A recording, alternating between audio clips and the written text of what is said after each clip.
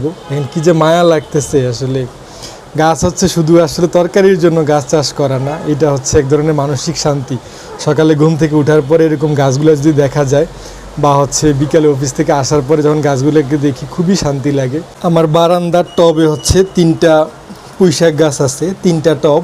এটা পশ্চিমের বারান্দা, এখানে প্রচুর রোদ আসে। সো আপনারা অনেকেই হয়তো ভাবেন যে আমি গাছগুলাতে কি দেই খাবার হিসাবে। মানুষের যেমন খাবার খেতে হয়, গাছেরও তো এরকম খাবার খেতে হয়। আগে একটু বলে রাখি, গাছগুলোকে আমি প্রায় 4-5 দিন আগে এগুলো পুরা ছাঁটাই করে দিয়েছিলাম। পুরা বারান্দার গ্রিল জোরে আমার এরকম পুঁইশাক গাছ ছিল, তো এগুলো অনেক বেশি ঝোপালো হয়ে গিয়েছিল। এই জন্য আমি এগুলাকে পুরো একদম এই পর্যন্ত, প্রায় এই অংশটা পর্যন্ত কেটে দিয়েছি। কেটে দেওয়ার পরে এই 4-5 দিনের মধ্যে এগুলো অনেক ঝোপালো হয়ে গেছে। তো আসলে আমি আজকে কথা বলবো পুঁইশাক গাছের হচ্ছে খাবার নিয়ে। তা আমরা গাছের মধ্যে অনেকে হচ্ছে কেউ অর্গানিকভাবে পুঁইশাক গাছ বা অন্য যে কোনো গাছ চাষ করে থাকি। এই ক্ষেত্রে হয়তো আমরা কলার খোসা অথবা খৈল মিশ্রিত পানি, গোবর এইসব দিয়ে থাকি। আবার অনেকে রাসায়নিক সার, ইউরিয়া, টিএসপি এইসব দিয়ে থাকে। তো আমি আসলে আমার গাছগুলোতে টোটালি রাসায়নিকভাবে আমি চাষ করি আমার বারান্দায়। এই জন্য বরবটি গাছও আছে এখানে, এই যে এখানটাতে মরিচ গাছ আছে।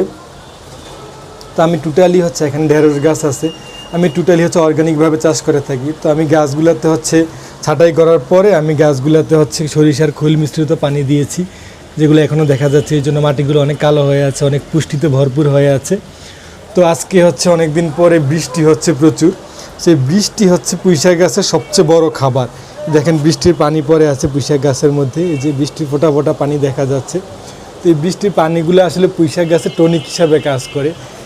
কোনো একদিন বৃষ্টি হইলে এবং গাছগুলো যদি ভিজে থাকে, তাহলে দেখবেন এই যে গাছগুলো আমি 4-5 দিন আগে কেটেছি, তো আজকে বৃষ্টি হচ্ছে, আজকে আসলে দিনভরই বৃষ্টি হচ্ছে। তো বৃষ্টিতে দেখা যাবে যে সামনে 4 থেকে 5 দিন পরে গাছগুলো হচ্ছে প্রচুর ঝোপালো হয়ে আছে, এগুলো আবার কাটার সুযোগ হবে।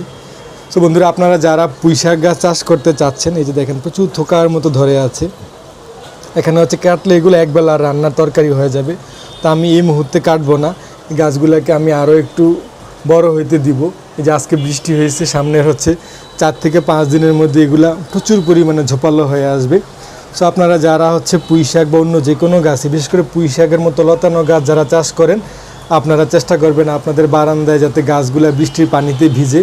তো বৃষ্টির পানিতে ভিজলে হচ্ছে আপনার এটা মহা ঔষধ আমি বলবো। মানে পুঁইশাক গাছের সবচেয়ে বড় খাবার হচ্ছে বৃষ্টির পানি। সেরকম করে গাছগুলো যাতে বৃষ্টিতে ভিজে বারান্দায় ওইভাবে গাছগুলোকে রাখবেন, দেখবেন অন্য আর কোনো খাবার দিতে হবে না। সো আমি 2টা জিনিস বললাম, একটা হচ্ছে সরিষার খৈল মিশ্রিত পানি, এবং সরিষার খৈল মিশ্রিত পানি এমনভাবে দিবেন যাতে গাছ আবার মারা না যায়। অল্প একটু খৈল মিশ্রিত পানির সাথে প্রায় 10 গুণ পানি মিশাবেন, তাহলে দেখবেন গাছগুলোর যে নাইট্রোজেনের চাহিদা এটা ফিল আপ হবে এবং গাছগুলো খুবই ঝোপালো হয়ে আসবে। সো বন্ধুরা, এই ছিল আমার বারান্দার পুঁইশাক গাছ। আপনারা চাইলে এভাবে চাষবাস করতে পারেন, টোটালি অর্গানিকভাবে, একদম কোনো ধরনের রাসায়নিক ছাড়া। সো আমি আজকে পুঁইশাক গাছের হচ্ছে বৃদ্ধি নিয়ে বা গাছের খাবার নিয়ে কথা বললাম। তো সামনের ভিডিওতে হয়তো গাছগুলো 4-5 দিন পরে কী পরিমাণ ঝোপালো হয় এবং গাছগুলো আমি যখন কাটবো, সো আমি তখন আপনাদেরকে দেখাবো। এখন কী যে মায়া লাগতেছে আসলে।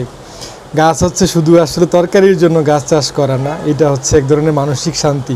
সকালে ঘুম থেকে ওঠার পরে এরকম গাছগুলো যদি দেখা যায়, বা হচ্ছে বিকালে অফিস থেকে আসার পরে যখন গাছগুলোকে দেখি খুবই শান্তি লাগে।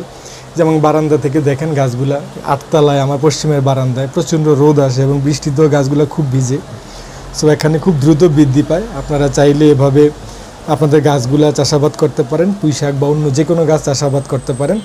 তো আজকের ভিডিওটা এখানে শেষ করলাম। সবাইকে অনেক অনেক ধন্যবাদ, ভালো থাকবেন, আল্লাহ হাফেজ।